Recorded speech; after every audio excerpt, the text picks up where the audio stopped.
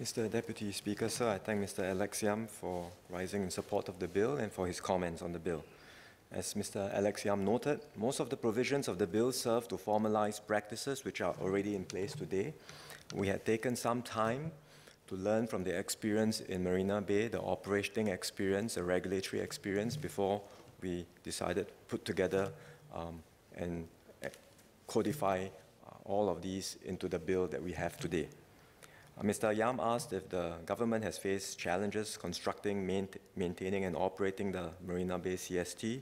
Indeed, it's a long-term project. It took time for us to plan ahead and to make the investments in the project. Insofar as maintenance and operations is concerned, so far we have enjoyed the cooperation of utility suppliers, developers and building owners. But if we have to do a new project, if we have to work with new parties, or if we are going to build a new CST elsewhere, we would want the legal and regulatory framework to be very clear so that we can continue to provide utility services of the highest standards without any hiccups. Hence, we are now putting these provisions into the bill. When formulating the bill, we had consulted the building owners at Marina Bay. They provided useful feedback, for instance, on the way the CST could be better designed and constructed. And where possible, we will take this feedback into account for future developments. Mr. Yam asked whether the government sees the CST as a model to serve new development areas in the future, be it for commercial or residential areas. Indeed, there is potential for CST in new developments, but as significant capital investment is required for the CST, it would make more economic sense to do this in an area of sufficient size with major new developments that need to be serviced by multiple utilities.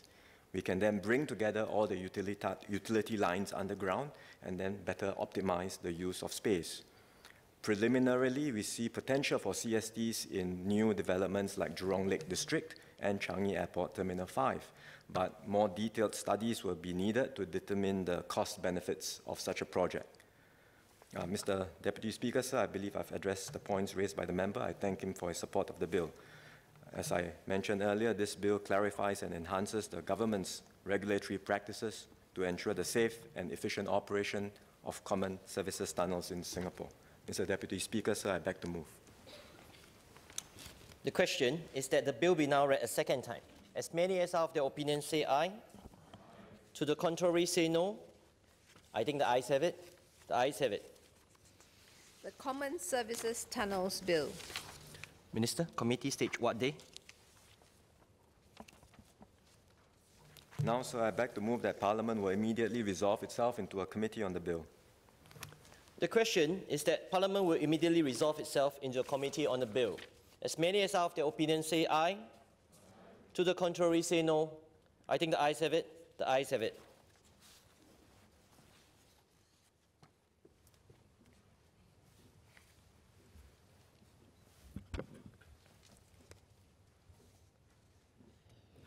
The question is that clauses 1 to 25 stand part of the bill. As many as are of their opinion say aye. To the contrary say no. I think the ayes have it. The ayes have it. Bill to be reported.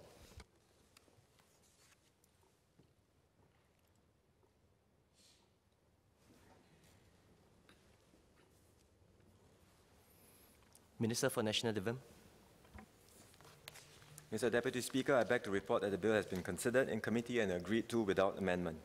Third reading what day? Now, sir, I beg to move that the bill be now read a third time. The question is that the bill be now read a third time. As many as are of their opinion say aye.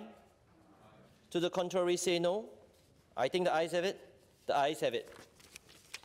The Common Services Tunnels Bill.